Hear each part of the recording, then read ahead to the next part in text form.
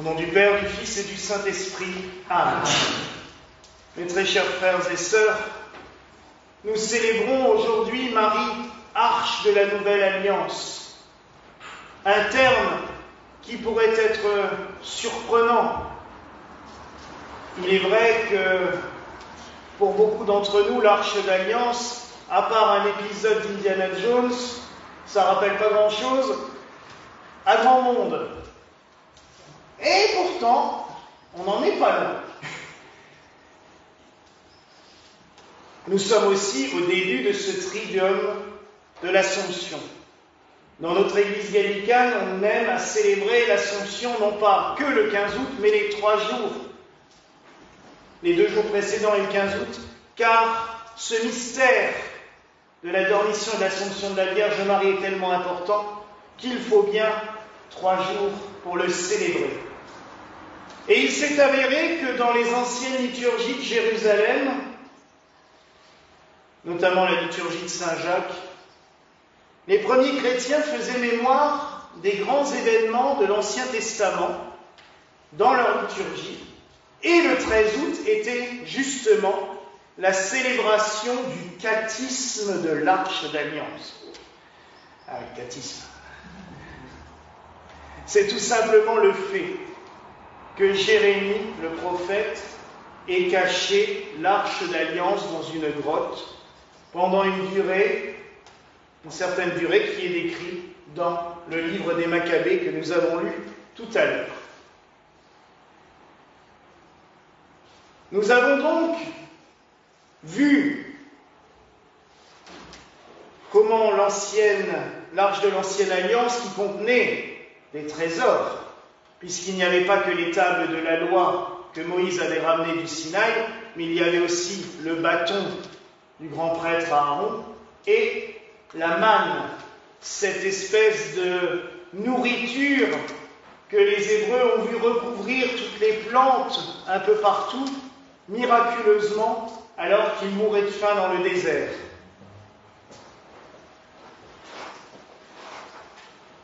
Quel parallèle pouvons-nous faire avec la Vierge Marie? Parce qu'il est vrai que le vocable de Marie, arche d'alliance, est ancien. On le trouve notamment dans les litanies de Lorette, plus connues sous le nom de litanie de la Sainte Vierge Marie, que dans le temps, dans nos paroisses, sont récitées à la fin du chapelet, notamment tous les soirs du mois de mai. Les litanies de Lorette nous parlent de Marie, arche d'alliance, et lui donnent d'autres titres. Tour d'ivoire, tour de David, rose mystique, tous ces beaux termes qui servent d'ailleurs à nommer de nombreuses fêtes de la Vierge dans l'année. Pourquoi Marie est-elle l'arche de la Nouvelle Alliance? Tout simplement parce qu'elle a caché en son sein celui qui est non seulement le grand prêtre éternel, le nouvel Aaron, qui est l'incarnation même de la loi divine. Je vous rappelle que, comme il le dit régulièrement, il n'est pas venu pour annuler la loi de Moïse, mais pour la parfaire, pour l'accomplir et la parfaire. On en revient d'ailleurs au mystère de la transfiguration. C'est bien pour cela que le Christ est apparu entre Moïse et Élie. Et en même temps, il est la nourriture divine, cette nouvelle manne qui se donne à toutes et tous. Je suis le pain vivant descendu du ciel, qui mange ma chair et boit mon sang, demeure en moi et moi en lui. Il nous le répète à longueur d'évangile. Venez à moi, vous tous qui avez faim et soif. Alors oui, je vous rassure, pour ceux qui ont déjà un petit creux, c'est clair, c'est pas Jésus-Christ qui nous nourrit physiquement. Mais c'est d'une nourriture beaucoup plus forte, beaucoup plus grande. D'ailleurs, dans le Notre Père, on dit « Donne-nous notre pain de ce jour ». Souvent, on prend ça au pied de la lettre. Ah oui, on pense à nous nourrir tous les jours. C'est clair que le Seigneur veille et qu'il faut faire confiance en la divine providence. Mais le pain que Dieu nous donne est beaucoup plus important, beaucoup plus grand. D'ailleurs, je sais que dans certaines liturgies, on ne dit pas le pain de ce jour, on dit notre pain substantiel ou notre pain supra-substantiel, parce que justement, il est plus grand que juste le pain quotidien. Le Christ nous se donne lui-même en nourriture. Et je vous rappelle que la Sainte Communion, c'est pas juste un petit bout de pain et un peu de vin qu'on reçoit en mémoire de ce que le Christ a fait il y a 2000 ans. C'est le Christ vivant que nous recevons en nous, corps et âme. Et la Sainte Communion, comme le dit le grand rite gallican, doit être communication du Saint-Esprit, accomplissement du royaume des cieux, gage de confiance devant toi, et non un jugement ou une condamnation. Parce que ça aussi, quand j'entends encore que ceux qui ont le droit de communier sont ceux qui sont parfaits et les autres sont relégués hors de la Sainte Table, non. Le Christ est bien venu pour toutes et tous, et il le dit lui-même, je ne suis pas venu pour les bien portants ni pour les justes, je suis venu pour les malades et les pécheurs. Donc c'est bien pour nous rappeler que c'est pas à nous humains d'interdire à quelqu'un de recevoir l'Eucharistie, alors que le Christ lui-même a dit qu'il venait pour justement ceux à qui certains voudraient l'interdire. Mais je m'éloigne, c'est pas le sujet du jour. Mais ça m'énerve toujours quand j'entends ça. Donc.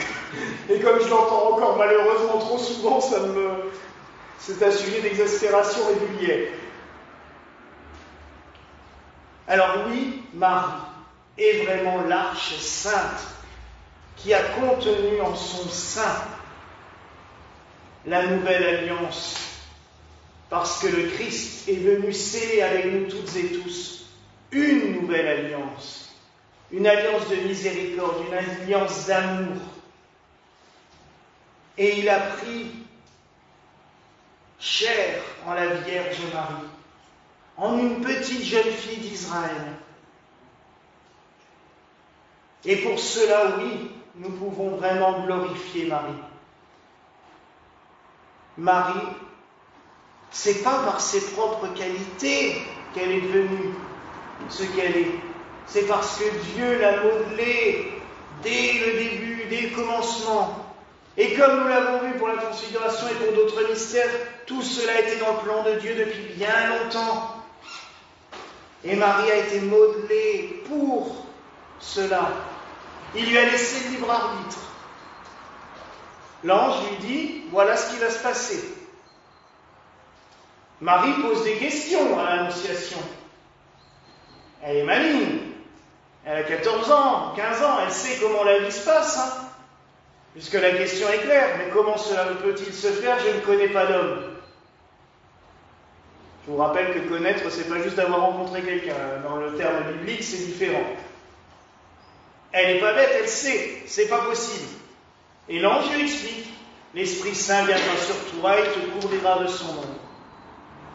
Là aussi, le terme couvrir était bien clair dans les termes bibliques. Et elle répond, qu'il me soit fait selon ta parole.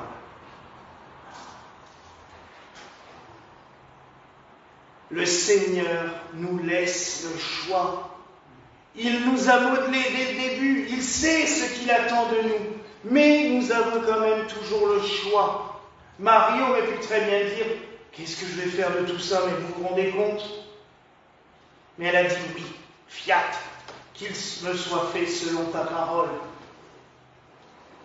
Et c'est à ce jour-là, à ce moment précis, qu'elle est devenue cette arche de la nouvelle alliance, car elle a porté en elle le Sauveur. Il y avait, dans les anciens rites, on l'a mis dans le missel dominical, malheureusement c'est compliqué à mettre en place, il y avait un hymne très particulier à chanter le jour de l'Annonciation à minuit. Parce qu'à l'origine, dans les anciens temps, la messe de l'Annonciation était célébrée aussi à minuit, pour tomber 9 mois tout pile avant la messe de Noël. C'est beau.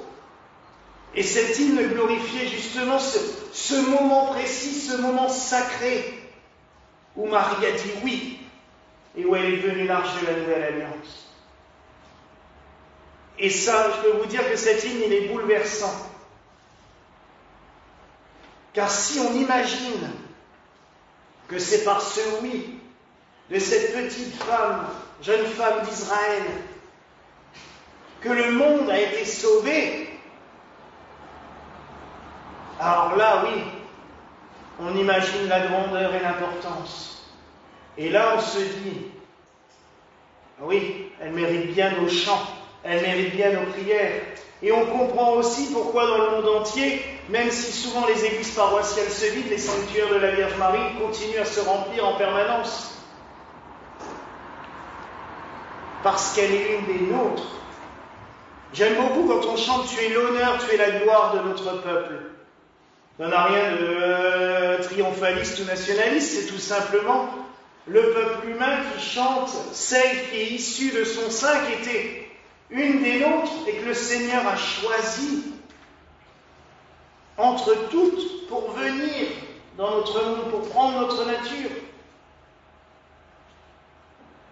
Mais c'est un mystère terrible. Je pense que si on s'imaginait réellement et si on avait conscience réellement de ce qui s'est passé ce jour-là, on pourrait être foudroyé sur place. Le curé d'Ars disait ça des mystères de la messe, et c'est pareil des mystères de l'incarnation.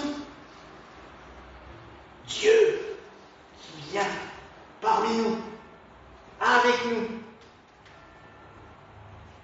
Alors oui, mes frères et sœurs, Marie est vraiment l'arche de la nouvelle alliance. À nous de travailler tous les jours à cette alliance de miséricorde et d'amour. Plus de jugement. Le Christ, il ne vient pas pour nous juger, il vient pour nous aimer, pour nous accompagner, pour nous guérir. Et il nous a laissé, c'est ça aussi ce mystère glorieux, c'est qu'en emportant sa mère dans les cieux, corps et âme, comme le célèbre l'Assomption, il ne nous l'a pas enlevée,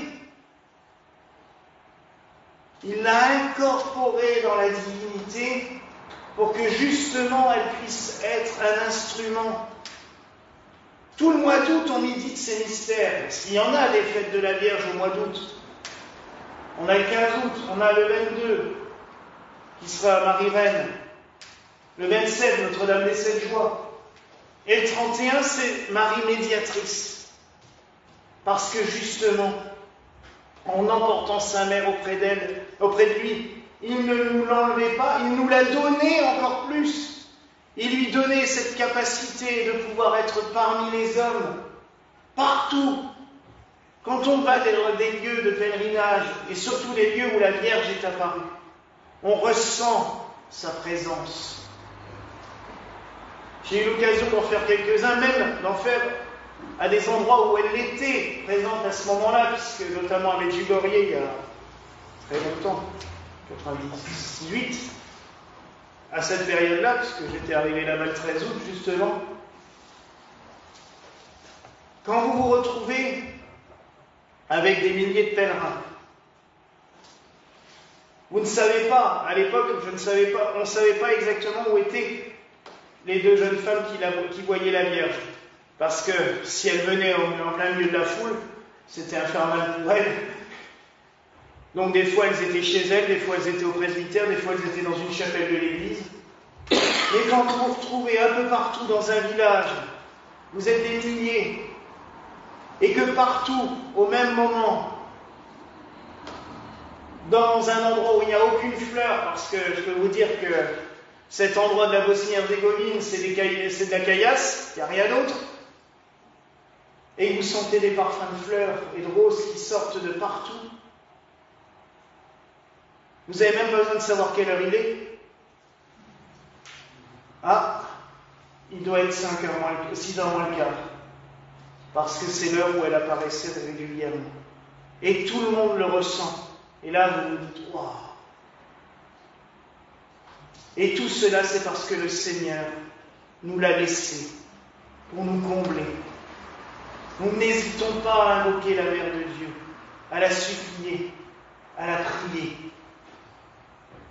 Marie est présente. Le Seigneur nous l'a donnée pour cela. Elle est glorifiée parce qu'elle a porté en elle le Sauveur, parce qu'elle l'a donnée au monde. Combien de fois j'entends dans certaines théologies où on ravale Marie au rang d'une simple mère porteuse. Oh oui, bon, elle a porté Jésus, elle l'a donné, voilà, c'est fini. Mais on n'est pas du tout dans ce qui est décrit dans l'Ancien Testament. Quand on lit le livre de la sagesse, il y en a un, il le lit je ne sais pas combien de fois par semaine quand il fait les lectures de la messe. Et on voit ces versets attribués à la Vierge. On se rend bien compte que le Seigneur avait tout préparé, tout fignolé depuis le début. Elle n'a pas fait que cela. Le Seigneur l'a choisi comme un instrument bien précis pour notre salut. Alors honorons-la, chantons-la, aujourd'hui, demain, mardi. Plus mardi, il y aura une cloche qui sonnera. De plus pour se rappeler qu'elle est là. Donc oui, les frères et sœurs, célébrons ce triduum, célébrons la Vierge Marie, invoquons-la sous ce vocable de l'Arche de la Nouvelle Alliance et prions-la. Que par son intercession, le Seigneur se donne toujours à nous, partout. Que nous puissions toujours ressentir sa présence, quand nous n'allons pas bien, mais aussi quand nous allons bien. Ça nous évitera de rechuter, parce qu'à chaque fois que l'homme va bien, il a tendance à oublier qu'il y a quelque chose au-dessus, et forcément il retombe. Donc il faut aussi que nous ressentions leur présence quand tout va bien, pour que nous nous souvenions toujours que nous ne sommes pas seuls, qu'ils sont là avec nous et auprès de nous. Voilà la grâce que je nous souhaite au nom du Père, du Fils et du Saint-Esprit. Amen.